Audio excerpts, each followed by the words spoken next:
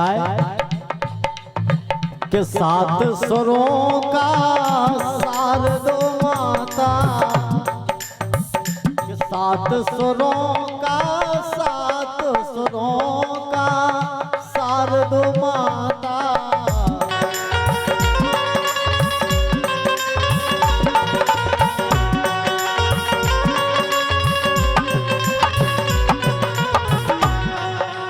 अरे सात स्वरों का सार दो माता, सात स्वरों का सार दो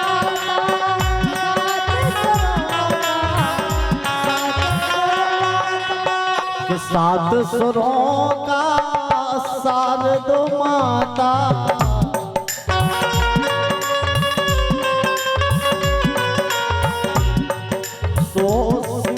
चरण चित लगाऊं, चरण चित लगाऊं तो पहला माई शारदा